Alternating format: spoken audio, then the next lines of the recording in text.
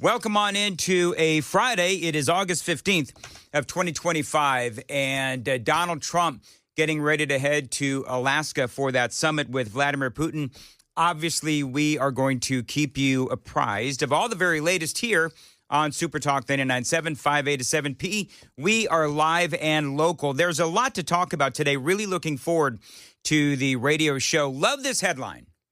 Hugo Gurdon condemning Adam Schiff for being an architect of the Russian hoax. Now, there's a lot to get into here. I'm only going to scratch the surface on some of this stuff because I could go really deep on this, but I don't think I want to for a Friday. But I've got some great audio from Kash Patel. But who is Hugo Gurdon? He is the Washington Examiner editor-in-chief. Now, he is suggesting that the new allegations against Adam Schiff, the authorized leaks about the 2017 investigation into Donald Trump, absolutely fits with Adam Schiff's reputation. Adam Schiff, he says, I think one of the slipperiest, most unpleasant politicians on Capitol Hill, Gurdon said. I believe that the story, the information that he was approving the leaks, absolutely fits with the way that Adam Schiff is very publicly behaving back in 2017. The crazy thing about this is that Adam Schiff was rewarded. I want you to think about this. Only in America could a guy like Adam Schiff do what he did, which is leak classified information to politically assassinate a duly elected president of the United States, Donald Trump, and get rewarded for it because the loons in California voted him, gave him a promotion into the Senate. So there's so many different ways to look at all of this. But Kash Patel, he was on with Sean Hannity last night, and I love what he had to say about all of this because remember, you've got all of these layers, all of these connected stories where you've got Obama and John Brennan and Clapper and James Comey, all of these people, and they were part of, obviously, the Russian collusion hoax. They were the ones that, Hillary paying for the dossier and Obama and Brennan and all these folks, ensuring that it got out to the media, giving it the credibility that it did not deserve because it was not a credible dossier. And then, of course, during the investigation, Schiff then picks up the ball and runs with it and starts leaking this classified information. Ultimately, that led to the handcuffing of Donald Trump in that first administration. And you know who's pissed off? Kash Patel. Here's the beauty of it, Sean. You don't have to trust me or trust you. That's all. Everything you recited, the summary you just gave, is years of excavating documents that these deep state actors held and buried and documented their own corruption because they were arrogant enough to think no one would ever find it, that Donald Trump would never become president and appoint a cabinet that would go in and investigate this matter thoroughly. I mean, he's right. Kash Patel is absolutely right. There's a reason why there are so many people in Washington, D.C. that have been freaking out over this. Because a number of things happened. You had the corruption of the Democrats as they tried to take out Trump as he was running for president with the dirty dossier and all of that. And then after the president was elected and leading into the Mueller investigation. And that's where, again, you had Adam Schiff picking up the ball and running with it, leaking this classified information. And obviously the media had their part as well. And when you start connecting the dots, here's what I learned when I ran the Russiagate investigation. As bad as the crime is, the corruption cover-up from senior government officials who are sworn to uphold their duties and accountability for the American public, they are the ones that violated that trust the most internally and need to be held accountable. So here's the deal. Here's the deal, is that I hope and pray that Adam Schiff will be charged. Chris Hand and I, by the way, were talking on our podcast that we recorded yesterday about Adam Schiff. And I've been speaking to a lot of people about this. I don't know how, Joan, can you Google how old is Adam Schiff? He's got to be in his 50s, around there. But he could spend about 15, 20 years in prison. He's 65. So, is he 65? Yeah. Okay. Looks pretty young. He does look pretty young. See, that's what lying does for you, Joan. That California money. Is that the California money? That's exactly. See what happened when you moved east? It all went downhill. Yeah. I love, though, what this Hugo Gurdon says. He says... Dan went downhill? I'm just clarifying. What? Are you saying the dam went downhill when he moved east? I didn't say that. Is that Why are what you you're saying saying? that, Joan? No, I What? think you did. Okay, go ahead. Whatever. Anyway, I like it. Do you agree with this statement, Joan? Adam Schiff and Sam is one of the slimiest. He says slipperiest. One of the slipperiest, most unpleasant politicians on Capitol Hill. I think Joan is just easier to say slimy. He's slimy. He's slimy. That's the thing. But will he actually go to jail at the age of 65? Slimy is accurate. Well, listen, Bob Menendez went to jail, and he's older than He is. slimy. He is. Who was the Republican? Santos. Did Yeah. George Santos? He actually went to I jail think he's too, getting right? 7 years. Did he get 7 years? Double check. Wowzer. Bob Menendez was 71 when he went to jail. Yeah. So when he went to prison, let's be specific. According to recently released documents, a Democratic staffer on the House Intelligence Committee reported Schiff to the FBI in 2017. This whistleblower alleged that Schiff was engaged in treasonous and illegal behavior by authorizing leaks to hurt the public perception of Donald Trump's 2016 win. Schiff's leaks were an attempt to suggest Russia was meddling in the election. However, the intelligence community's assessment at the time found that Russia was not specifically backing the then Republican nominee. And so for me, the more that we find out about who knew what when and who did what when, I think is huge. And even if, and I've said this before, but even if nothing comes out of any of these investigations, at least the American people will find out what happened and what the Democrats did to try to take away their vote. I mean, you want to talk about, I know that the Democrats, they're always screaming about, voter suppression and all of that. I don't know what you call what they did to Donald Trump. I don't know if it's not voter suppression. It's not that, but it's something. I don't know what it is, but it is corrupt and treasonous. It's in direct defiance of the first line of the Constitution. We the people. Yeah. We the people won't be heard if that happens. That's exactly right. One more audio bite from Kash Patel. Documents are being released weekly by Johnny Ratcliffe in Tulsi, making it public. The burn bag information is coming out. The Durham Annex is coming out. The classified appendix is coming out. The American people are going to see and hear the names themselves, and they can touch and feel it. As far as what my investigators are going to do, these guys are the best in the business, and we've assembled a team of accountability, and we're going to deliver for the American people like never before. There you go. There you go, Kash Patel. So we'll see ultimately what happens. And, for me, I am paying very close attention to this.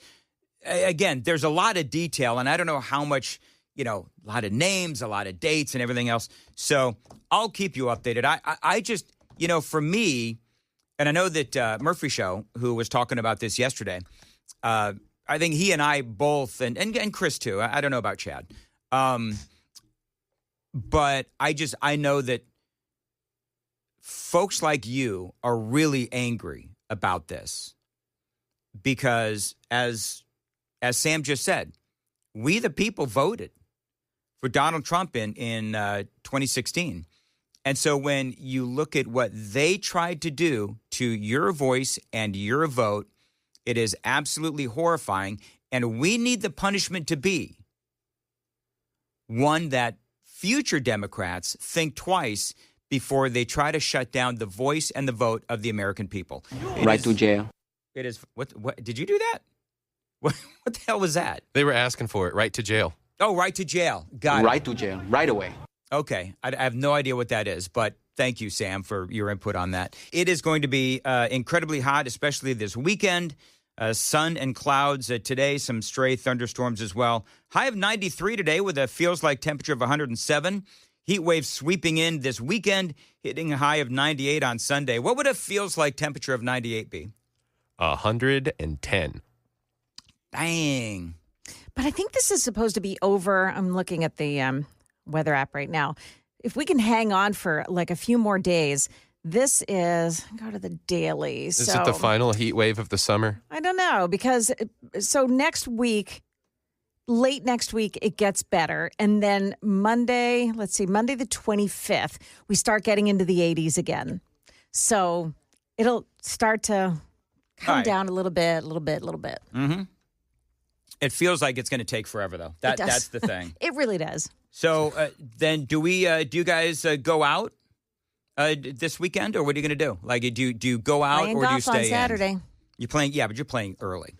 I got my little brother's birthday this evening, so I'm getting my weekend out of the way because, according to my app, we're going to be in the upper 90s from Saturday all the way to Tuesday, where Tuesday we might see it reach 99. Yeah. Woo! See, I just don't go outside. After that, That's my things thing. get better, folks. People ridiculed me incessantly for saying that there are times when it's too hot to swim.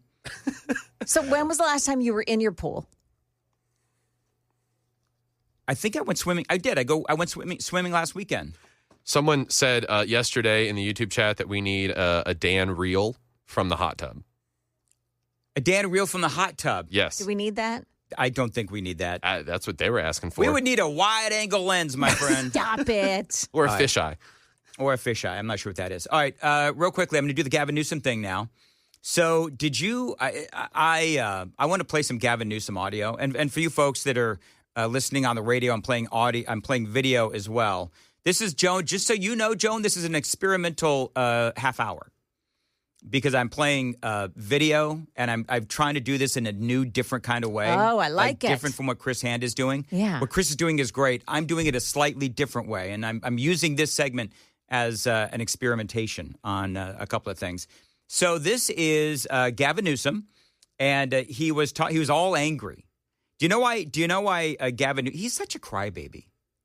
Have you noticed that Gavin Newsom is like a crybaby? Yes, he's always... He's like a whiner. There's always, something that he's offended by or... Well, Democrats are the perpetually offended, they are. right? We know that. Anyway, so he's angry because Donald Trump... I think what happened is Trump started a press conference when he himself was beginning a press conference, and he's all upset about it. Listen. Well, I think it's pretty sick and pathetic. And it just said everything you need to know, the setting that we're under. That they chose the time, manner, and place to send their district director outside right when we're about to have this press conference. It said everything you know about Donald Trump's America. And that was top down. You know that for a fact. And they'll deny it, I'm sure. Maybe they won't deny it. It said everything you know about the authoritarian tendencies of the President of the United States. I said in a moment ago, wake up, America. Wake up. Wake up.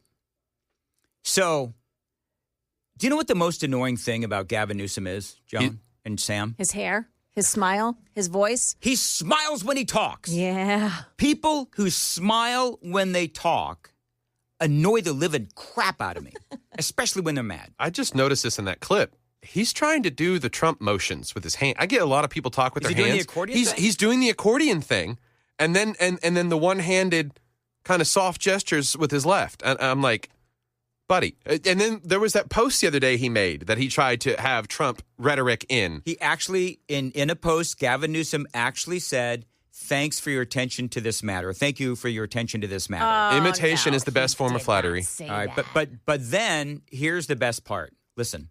You will not have a country if he rigs this election. You will have a president who will be running for a third term. Mark my word.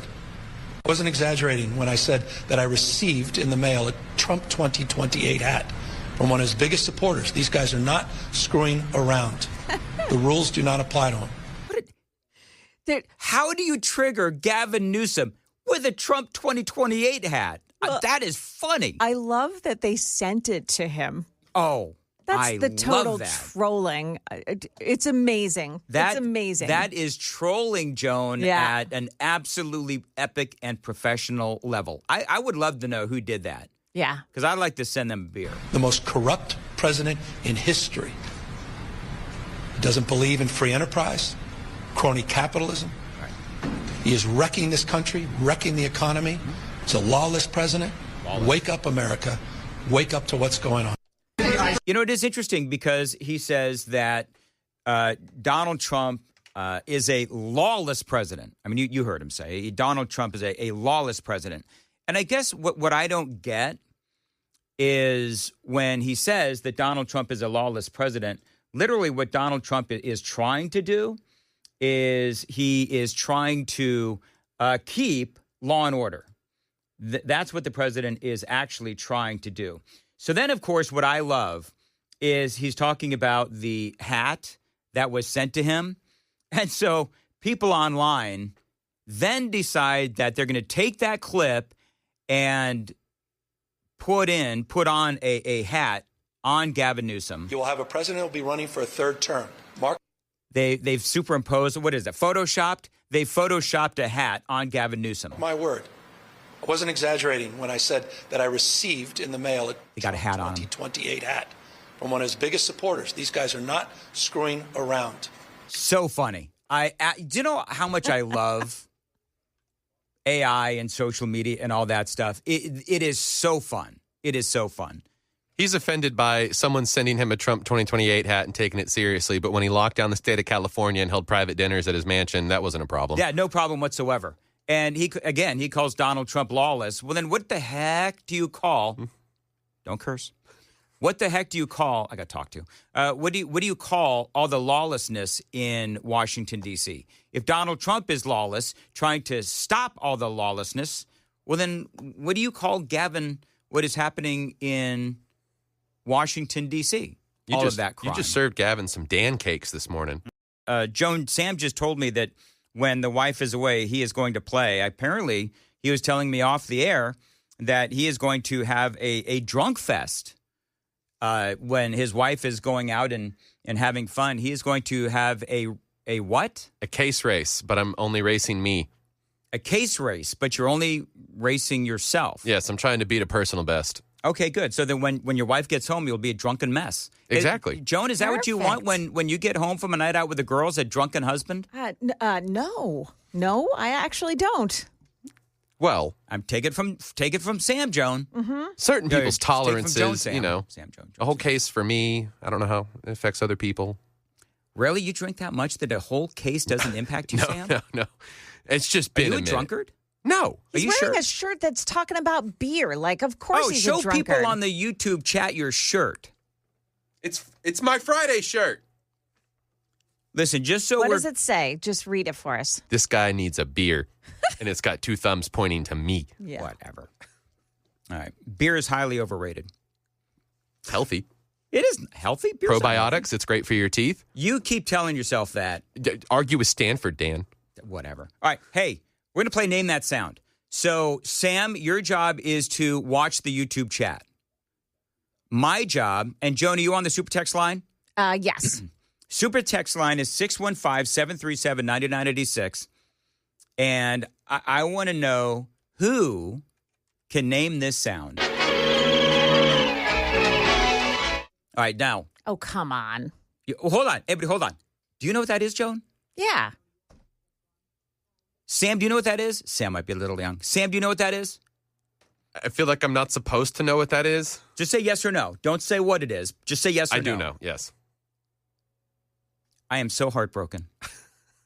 I, for the life of me, didn't think that anybody would know what that is. One more time, and you tell me if people on the chat, and we got to wait for the radio people. All right, so Sean Duffy is talking about the future, because remember. See, this is a good tie-in. Okay. Yeah, so Sean Duffy is talking about the future of air travel.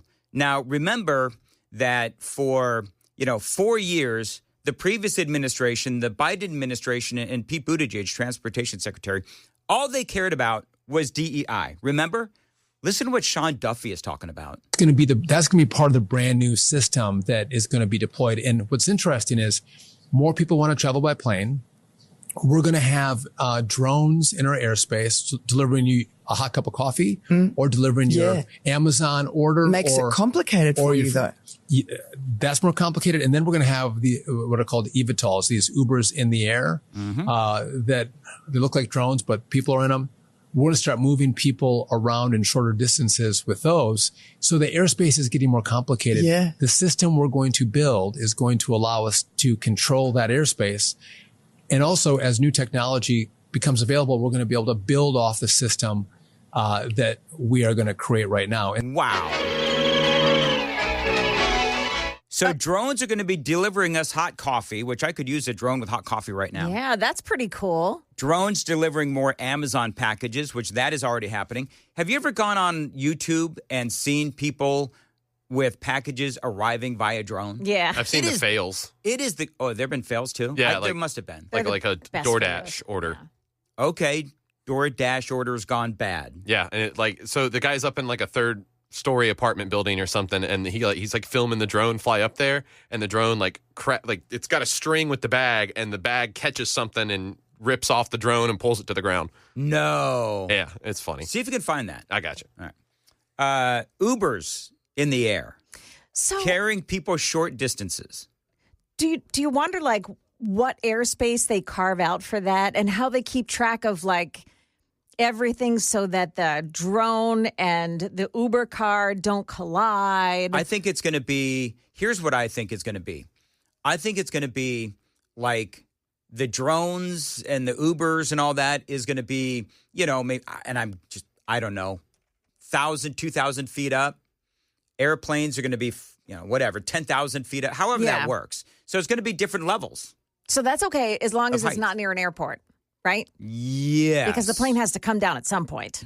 Oh, that's a great point. That And is a great also point. the monitored airspace. Like so the government has the ability, if you fly a drone into restricted airspace, they have the ability to hack it and send it back. Mm-hmm. Yes, that's good. So That's good. I have no idea how far away the Ubers in the air thing is, but it does sound fascinating. Drones carrying people, Yeah. basically flying I've seen them. robotic cars.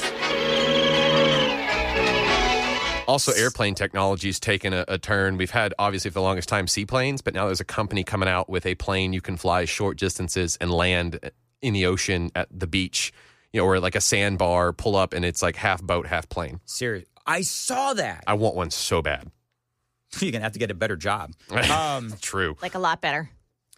Luckily, the Springfield Airport has available flight time hours. So do you know what Uber has done now? They have partnered with Hyundai. Is it Hyundai? Hyundai? The car. Is it Hyundai? Hyundai. Hyundai. Sure. Okay. We'll go with that. I just said it, and it feels weird to me, but kind of like authoritarian. They've partnered with Hyundai to introduce electric vehicle takeoff and landing. So that is Uber. They're partnering with an actual auto manufacturer. They're saying what they want to do is reduce urban congestion and offer faster transportation options. I would love, you want to see heads explode? So let's have the state of Tennessee partner with Elon Musk. Oh, yeah. And so we'll have like the tunnel and we'll have, some airspace reserved to fly Musk-mobiles from like the airport to the Capitol and back and forth. That would be amazing. Sounds like it might be a stinky ride. And if there's an American flag painted on the bottom of those airborne vehicles, you know what? Heads will pop off the shoulders. Oh, yeah. You'd have Afton Bain like throwing rocks at it, see if she could knock it off the... Yeah. It would be huge to commute from Knoxville and Chattanooga into Nashville that way. I read a story about a couple of law school students that lived in Chat and drove all the way up here to go to Nashville School of Law. Mm-hmm. They accumulated something like 80,000 miles in the 4 years that they... Can you imagine how cool it would be to, like, if you live in Nashville, right?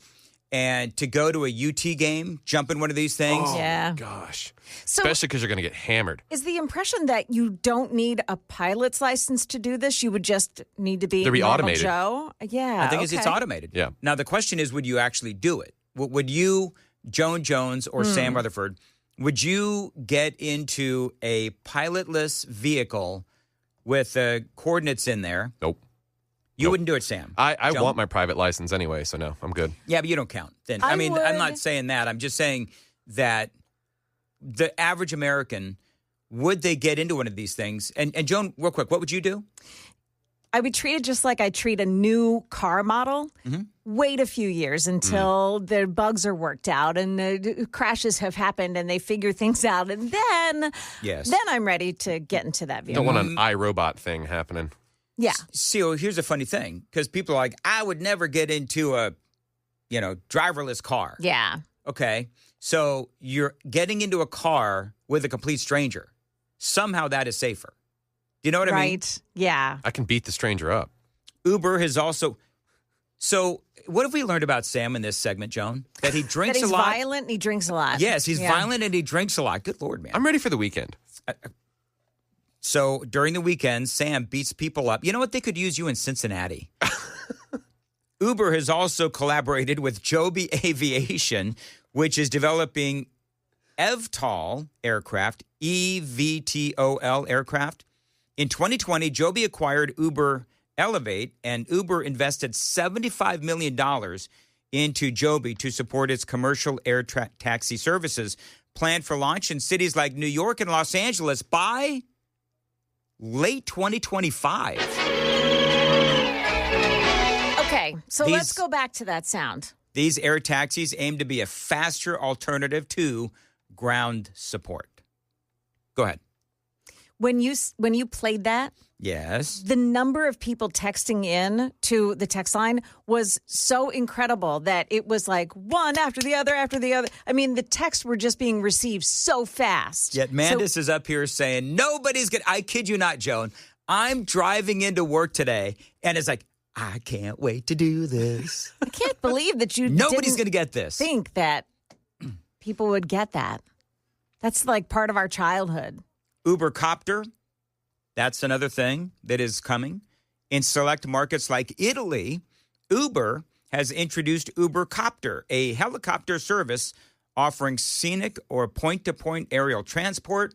For example, a post on X mentioned Uber Copter in Italy, highlighting its use for unique travel experiences. So they could, if the technology was working right, a tour of the Smoky Mountains in one of those things. That would be amazing. Yeah. Because they have the helicopter tours out there all the time, but those helicopters are from the 70s and they terrify me. Can me. you say the word T-O-U-R again? Who? Tour? You want me to do it? Yeah, can you please? No. You're trying to trap me. It's a trap. It's not. Tour. It's tour.